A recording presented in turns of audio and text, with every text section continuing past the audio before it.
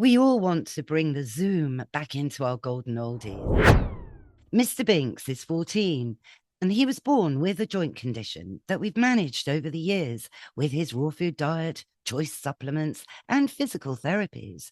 But I'm thrilled to have added Zoomies long chain hyaluronic acid with added vitamin C simply into Mr. Binks's meals. Its role is being like a shock absorber in the synovial fluid. That's the natural joint oil found in hips, knees, and shoulders. It lets them glide rather than grind together and potentially causing pain. But the sad fact is, the body's HA production annoyingly depletes with age.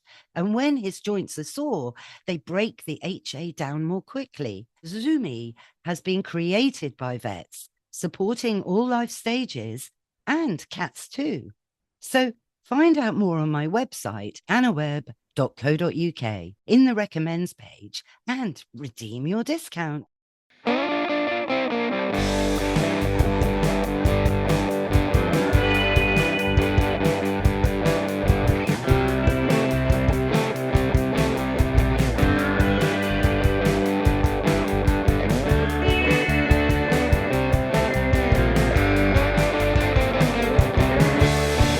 Hello, I'm Anna Webb, and welcome to this week's episode of A Dog's Life. Today, we're joined by Chris Broadbent from Naturaw and Amelia Black from the Tetbury Pet Shop. And this episode is sponsored by Zoomy. Welcome back, Chris Broadbent, to A Dog's Life. Hi there, Anna. And welcome for the first time, Amelia Black from the Tetbury Pet Shop. Hi, Anna. How are you doing? Really good. Oh, it's great to have you both on, having a chat really about both sides, a food manufacturer's point of view, and obviously Amelia with your amazing pet shop on the front line, if you like, talking to customers and knowing really what they're looking for and what they want from their dog. 100%. Yeah. So Amelia, tell us, what was the inspiration for you to set up? So I used to manufacture and sell a dog peanut butter brand called Nuts for Pets, which I started in 2019. And that was kind of my introduction into the pet world, really, is selling a treat, essentially.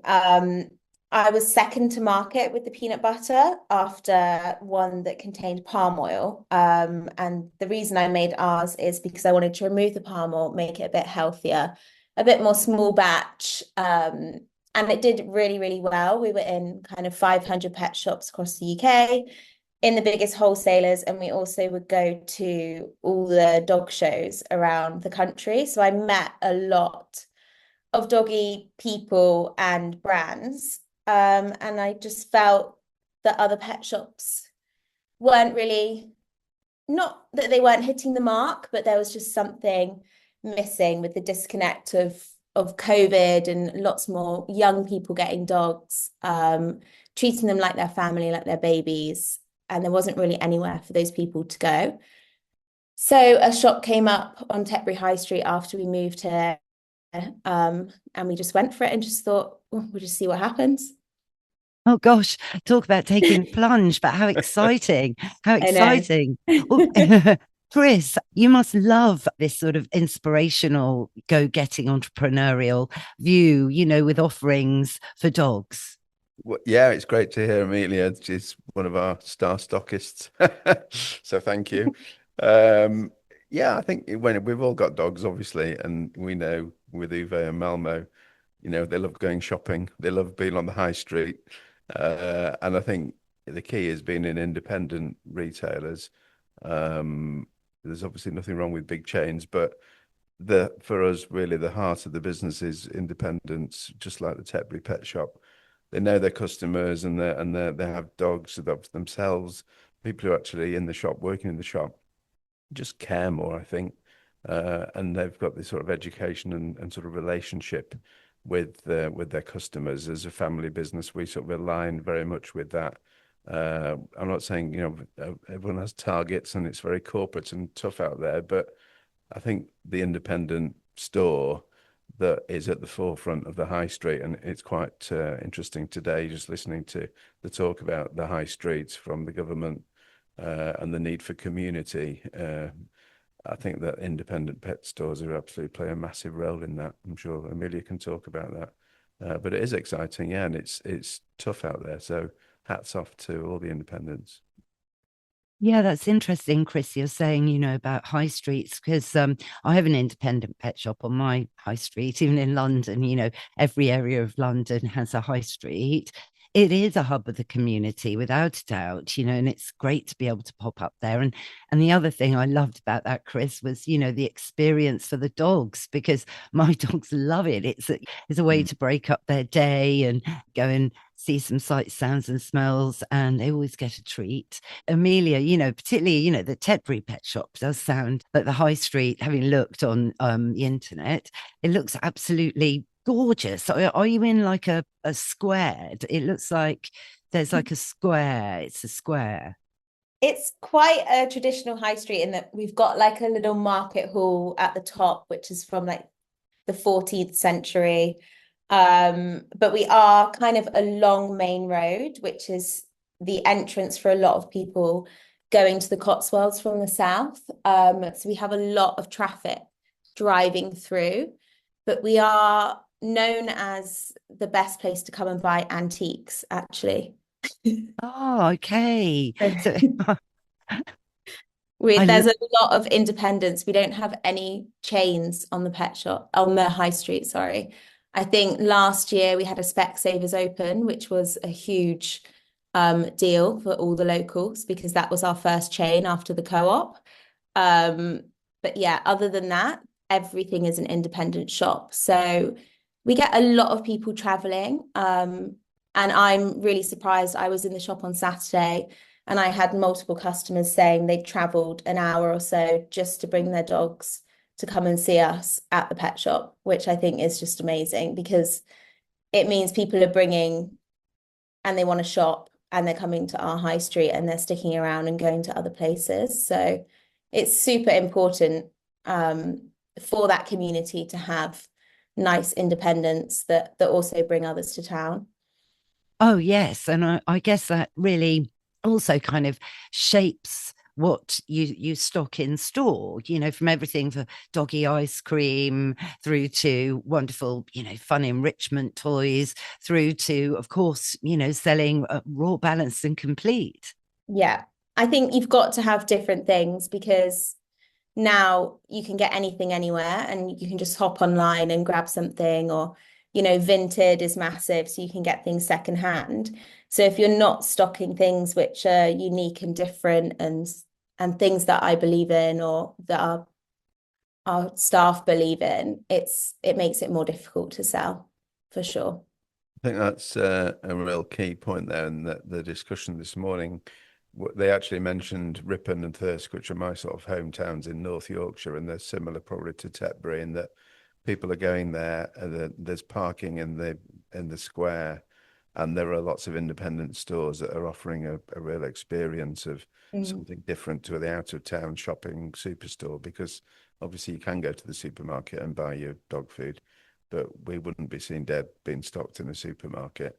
We want to be in places where there's gyms, cafes, exercise, hair and beauty, grooming, accessories, all the things that probably your customers, Amelia, are coming to you for and going to your neighbouring shops for as well.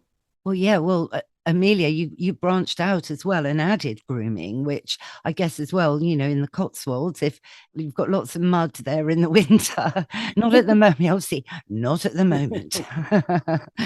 Extremely dry right now, but there's a lot of grass seeds and burrs. So, different problems for different times of the year.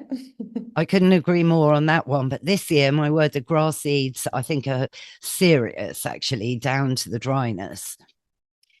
Yeah, they've been pretty bad. We're quite lucky in that we seem to be catching dogs just before it gets fatal.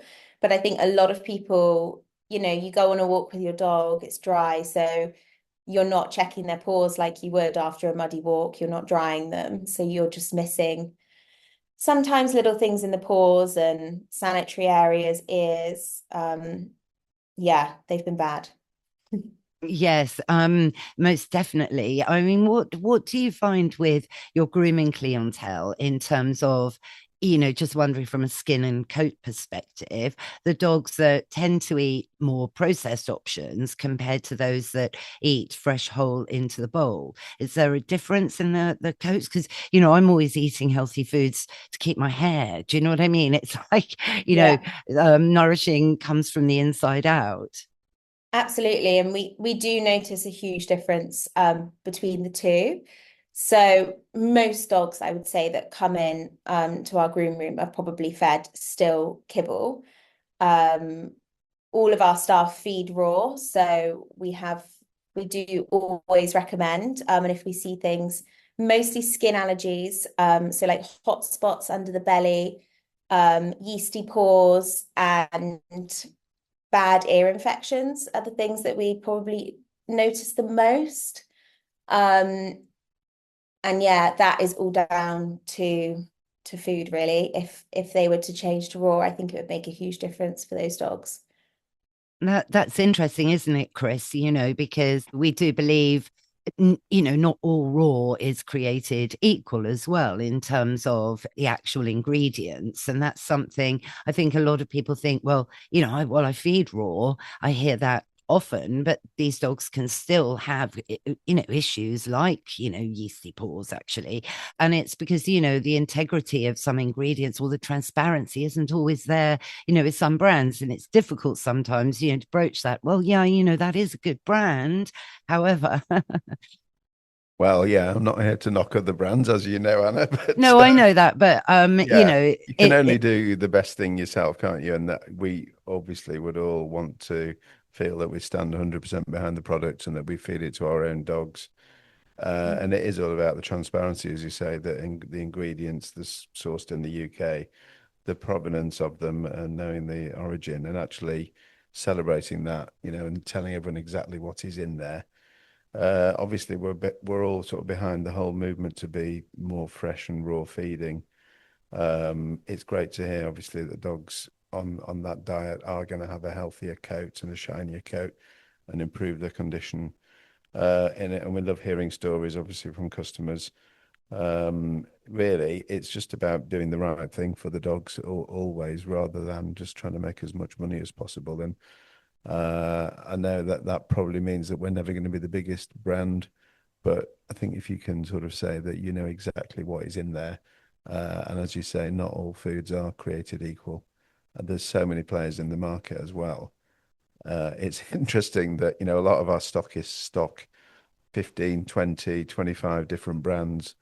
And people go into a shop and make decisions on price. Obviously, everyone's working to a budget, but really, the decision should start with, what's best for the dog, what are the ingredients, and how's the dog going to cope with that food, rather than how much money can I make, which, I know for us, when running a retail business, there is a dichotomy there. But Amelia's got an interesting angle on that, I think, in terms of the range of food that she sells. yes, yeah, go on, Amelia, please explain, because when we had our initial chat, which was just absolutely brilliant, I was like, oh my, explain.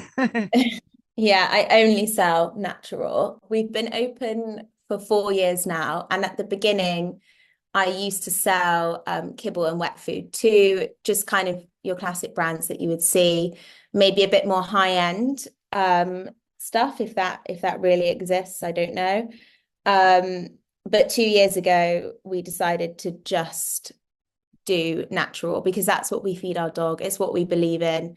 It's what I would like customers coming in to see, to be exposed to, and then to kind of ask the question, oh, why do you not stock kibble? And I can just actually kind of show people how amazing it is, and how much I believe in it. So I also think it's easier not to confuse between kind of 20 different brands.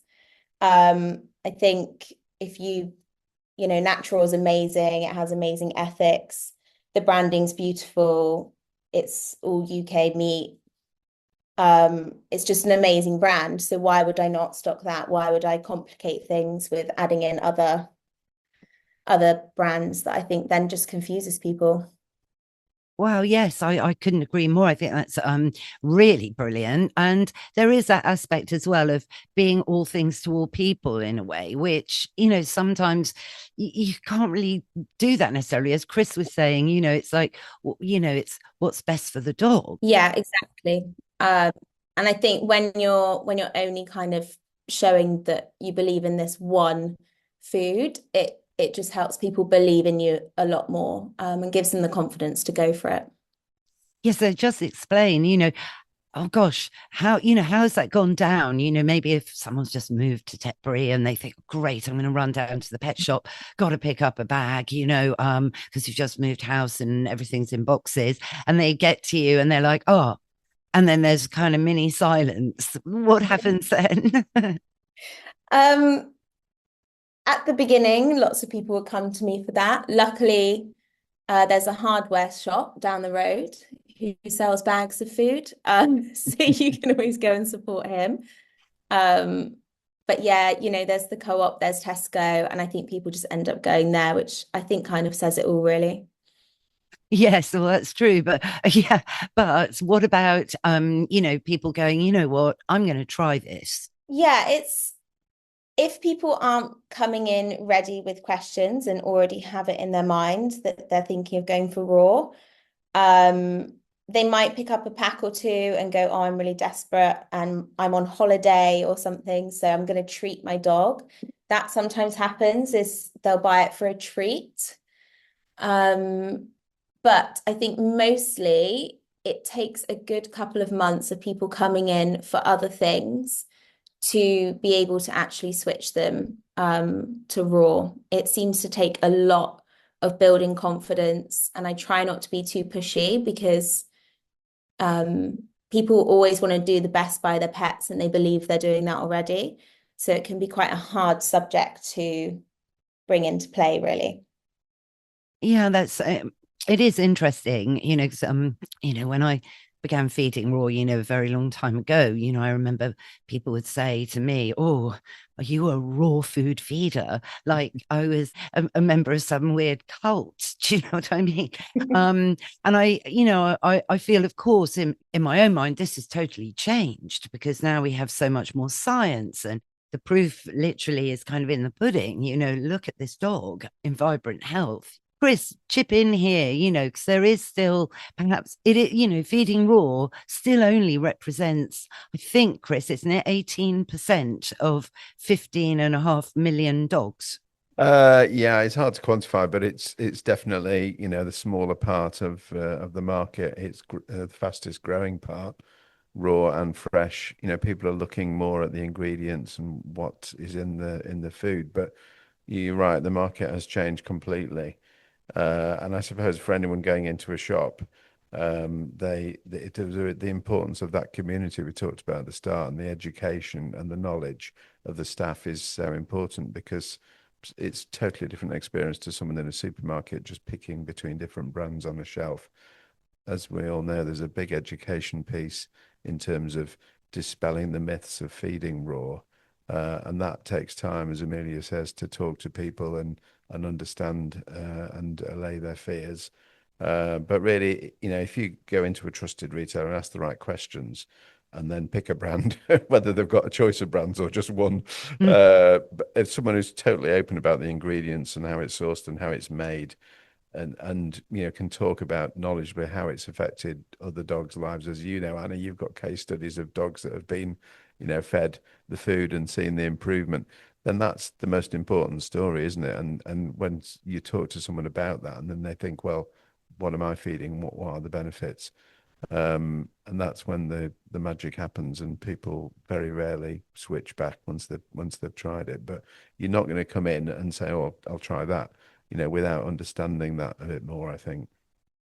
Yeah, and that's where, as you say, Chris, education. But I think people are interested simply because of the push on the human level, to stop popping in the microwave, and get fresh ingredients and your 5 a day, and that you are what you eat. And I always like to add, and so is your dog. Yeah, I think very much so. And the market's obviously growing. It's still maybe 20-25% of the market. It's, the kibble and dry food is by far the largest part of the market. But as the market broadens, then there needs to be something for everybody. And what we've tried to broaden our range and entry price points with different ranges, but they all have the same provenance, they all have the same quality, they all have the same sort of B Corp sustainable ethics approach that we have to all of our products. And that's the key. That there's a lot of myths that raw feeding is very expensive, which it probably isn't compared to a lot of quite expensive kibbles. And there's an education piece on the sort of economics of it, as well as the technical side of it and the benefits and the health side. Yes, no, absolutely. And also, of course, you've got the climate argument, perhaps, to add in, because at the moment it's particularly topical, but, you have to balance that with crops. Crops take away the land from the cows, which we need for biodiversity. And there's this massive argument around it all. But, arguably, huge fields of just crops without any livestock ever again in the future would also, be very detrimental to the planet's ecostructure. So, and that's another sort of whole side argument, really. But I've got vegan friends that feed raw. Yeah. So, Yeah. this is this funny thing about Naturaw, which I love, is that your co-director, Jess Wernican, she is a vegetarian. Yeah. Tom and Jess, who started the business, Jess, they're both vegetarians. Yeah. So, and they started a raw dog food business. Yeah. And I think I'm sure Amelia's customers are probably, very interested in sustainability and ethics, and obviously every high street's different, but I think the profile of somebody in the Tetbury pet shop is probably different to someone who's going to be down aisle 6 at Sainsbury's in Leeds, near where I am. So I think it's not for everybody. I do get that, but I think the right customers in the right environment, there is just a massive appetite for more a more nuanced food, which people are looking at every detail of what they eat, put inside their dog, the same way as they are food for themselves. Yeah, no, absolutely. And I think just more of a general awareness at the moment, in hashtag wellness. And that word, I love it, but it is everywhere now, in the realm of humans, horses, cats, dogs, wellness, so, and at the heart of wellness, of course, comes, from what you eat.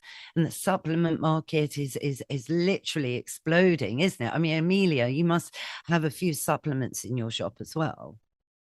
I do have a few, but I do kind of like looking at the whole dog and going, okay, we can add a supplement here, but have you got the right baseline?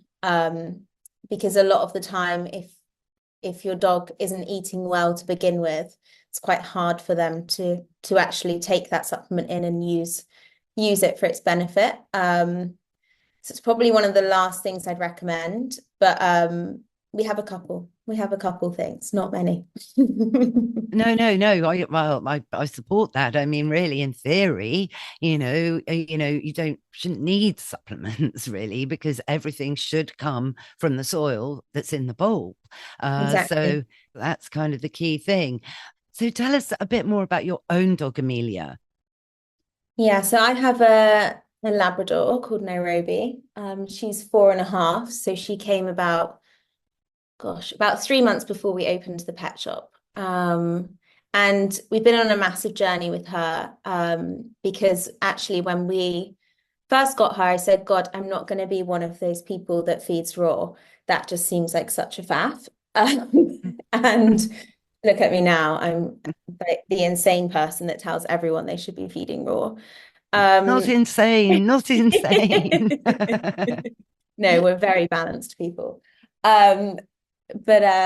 Yeah, so I actually was sharing a warehouse with a well-known vet who lives in Stroud, and he was making fresh food. And I got Roby home, and I gave her a bowl of kibble, and she was really, really sick. And I just thought, what on earth am I doing? I don't ever want to give her this again. If it's making her sick, it's obviously not right. So I asked him, and he encouraged me to cook for her. So we cooked for her for the first year, which was actually very easy. Just veggies and fruit and fish. She absolutely loves fish. And then when I got the shop, I got in Naturaw, and it was just a really easy switch for me to just feed her Naturaw. I think if I was feeding her fresh food or home cooked, I was going to have to feed her about 1 kilo a day, which just seemed crazy. Whereas it's about 500 grams of raw food. So it works out a lot better having a big dog. No, that's interesting, isn't it? Because the density, the amount is quite small in the bowl when you feed raw, because there's more nutrition in it, and that can sometimes confuse people. I was talking to a lovely Daxi owner the other weekend at an event, and she was saying, but that's hardly anything in the bowl, and this Daxi needed to shed a couple of pounds. And, so it was this whole conversation of the nutrients and actually what's in it. You can feed a big bowl of non-nutrient dense food, but it's better to feed a smaller amount that's packed with nutrition. Yeah, there's just no wastage there. And I mean, you see it, obviously, it's not always nice to talk about what comes out the other end, but you definitely see it in the poo. Oh no, it's the first thing everybody says. I know, I dread to think what other, poop is like to deal with on a daily basis. I don't think I could cope, you see. So you wonder if that's got something to do with dog abandonment at the moment. I don't know. So but it seems a big deal for people. So offering a solution to that stinky problem is another side benefit, isn't it, Chris? Go on. Did you notice that when you switched your working cockers? Well, yeah, they were only on kibble for a matter of a couple of weeks. I think the first one, the second one, obviously he's 2 years. I mean, actually Malmo's going to be 7 this week, bless him. He still acts like a 1-year-old. And Uwe is going to be 9 in a month. So yeah, 9 years ago, which is really my journey with Naturaw, was all Uwe's doing, because he led me to raw food. And I realized that the sort of horrible stuff that he was given from the original breeder, I can't remember what it was, but it was a sort of, I just remember the sort of little granules of it shaking in a tin, and then him sort of looking at it and not eating it. Oh. And then I got talking to Tom and Jess and joined the business, and then he had his first Naturaw delivery, and tied his ears up and gave him the command, and he woofed it down, and that was the beginning of the whole saga, really. Oh, I love that. And I love what you touched on there as well, Chris. It's one of my favorite things from a training tip perspective. It's which you can only do really if the anticipation is there in the dog, for some food, that's really worth it. Is making a meal out of meal times, because either once or twice a day, no matter how you feed your dog, how many times, you've got this strict thing, we sit, the bowl goes on the floor, we're in a stay, and then we have to look up. So that's 3 cues already before you do the release cue, all done, take it, okay, whichever, and they take the food. And then the other thing as well, to sort of balance and preempt or prevent, is to literally take the bowl away, sometimes mid-eat, and then put the bowl back, with again repeating the cue to take it, so that you can, with a puppy, preempt any resource guarding behavior. There we go. Tip of the day. That's an interesting one. The enjoyment thing as well is amazing, because I have a lot of customers, mainly doodle or poodle crossbreeds, that aren't actually enjoying their food, and as soon as they change to raw, are suddenly really enthusiastic about meal times, eating all their food in one go. And that makes people happy, because beforehand, if your dog's not eating, you panic and you worry. And actually, when they switch to Naturaw, they eat all of it in a minute and are looking forward to the next one. That is what it's all about, isn't it? And at the end of the day, it's the dog eating the food that is the only thing that sort of inspires us as a business. And so many times, you're right, you hear customers saying, "Oh, they're fussy about this," or they don't like that. I always say to people, I've never ever seen a dog not like a bowl of our food, and that is ultimately they're the tester, aren't they? They're the measure of how success will be or not. If there's certain consistencies of a couple of chicken flavors that Eve doesn't like because of the consistency. But yeah, it's amazing to see. And I can't imagine really anything other than that. If you sort of gave them the command and then they wandered off because they weren't interested in their food, that would be unheard of. That would be awful, wouldn't it, actually? And obviously no one likes a fussy eater. Oh, it's very stressful as a pet parent to have fussy eaters. It's lovely to be able to share that space, of eating. And so I always call it, it's peace of mind in the bowl, really. I absolutely go for that. But we've got something in common, Amelia. Oh, really? Well, we got lots in common, actually, not one thing in common. I mean, we actually probably got more in common than, a lot of people have in common. But we have been to Naturaw's HQ. Yes. Yeah, we went earlier this year. Same here. So, yeah, I went in May. Didn't I, Chris? You did, yeah. You came along to one of our what do we call them? Revolutionary rebel councils, that we have, which is the community. Amelia came to the first one actually, back in January, wasn't it?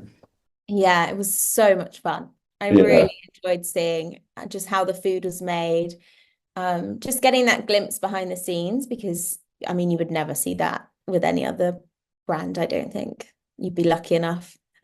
No, well, I agree. I've only been in one other many, many years ago, which was Natural Instincts factory many, many years ago. Apart from that, no, you see. So, that I was never invited. It was a good day. Yeah, we do probably one a quarter, and we try and get our stockists together. It's good for them to be in the community as well and to talk to each other and compare business, as they've all got businesses to run. And I think being an independent business, being able to show people around here what we've built is great, and to meet the staff and to see the food actually being made. But most importantly, it's the interaction with each other. I think meeting, you've met some of our stockists, Anna, and Amelia met some of hers, and now we have a group, and there's various cheeky comments on WhatsApp, etc. But it's not just a transaction. I think that's what I want to sort of say to any stockist. You can go to a supermarket for a transaction, but we do sort of have this thing about the raw evolution. But the whole community is important, I think, to be there to help and support people, because it's not easy business sometimes. And we all have a common, ground in that we want to do best for our dogs. So it's great to be able to sort of show people and have people here. The more the merrier, we say. Well, I must say, I was like, I've just loved it. Only because I know I'm very ebullient about things, but when I walked in, I just thought, my gosh, I could be in Google's office, or not that I've ever been there, but I have been to, where have I been? To Spotify. I always get Spotify and Shopify muddled. To Spotify's offices, actually, I'm lucky to say.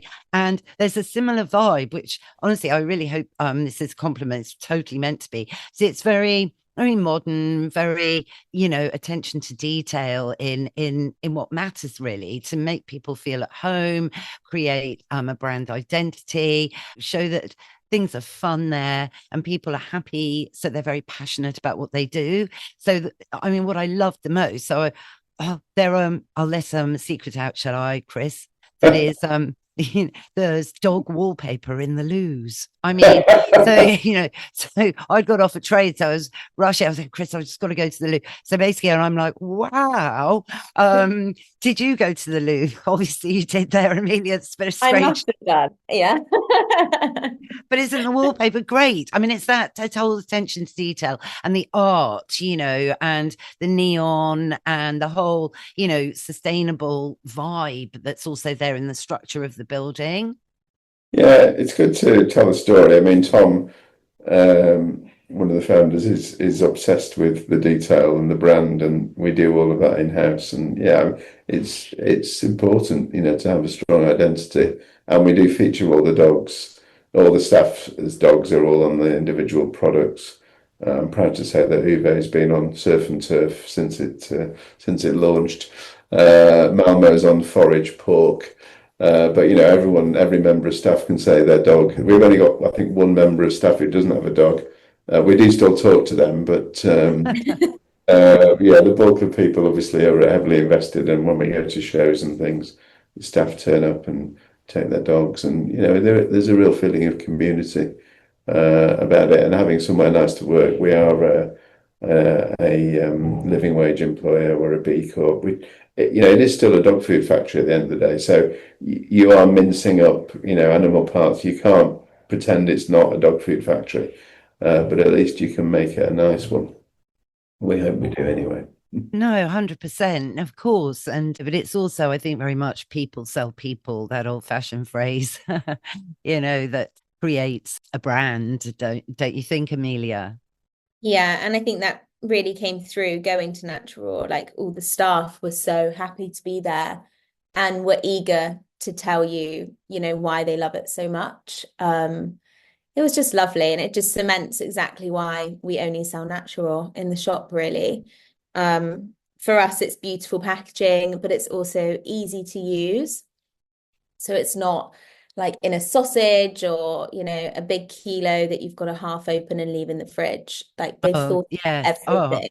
No, it's not, totally user friendly, that those sorts of things. I think, it is about presenting raw in a very presentable way, actually, particularly to reach out, to make people feel, or to offer the opportunity for people to feel more comfortable. Friends of mine, actually, in Kensal Rise, for years, I honestly mean 5 years, I had been trying to convert them from a bag, and and nothing, no, couldn't do it, until with Naturaw, actually. So I said, look, of all the brands, this one, I think, because of the very clever packaging, is going to work for you. And then massive transformation, like the eureka moment of all of them. And they're now Naturaw customers. But, there is this perception that raw is yucky and smelly and creating chaos in the kitchen. But it's not like that at all. It's simply thaw it, pop it in the bowl and serve. Yeah. I have had some people come in thinking they are microwavable dinners. Oh, no. Because they look so good. I know.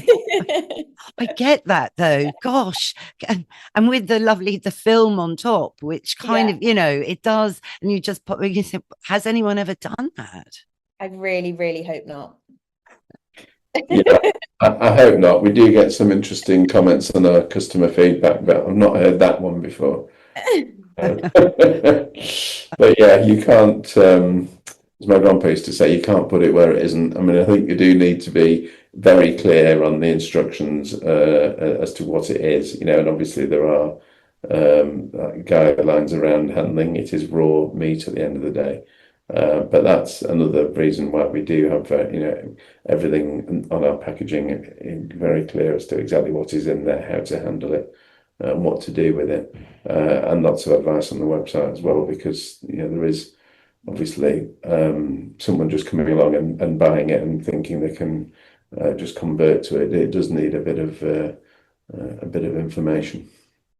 Yes, and it's all very simply displayed, just common sense, really, and transferring dogs from diet A to diet B, should be done gradually. And then, normally everything works very smoothly.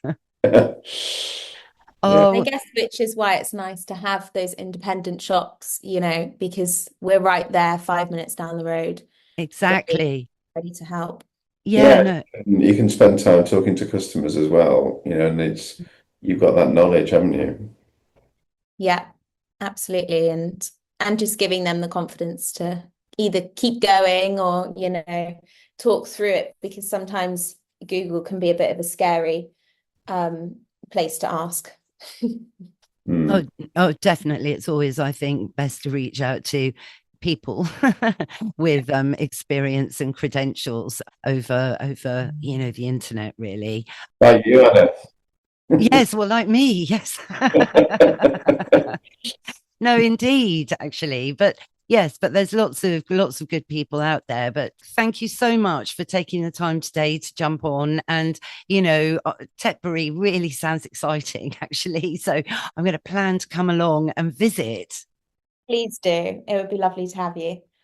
And Chris, thank you again for coming on. Always an absolute pleasure. And yeah, I can't wait to come up to Yorkshire for another visit.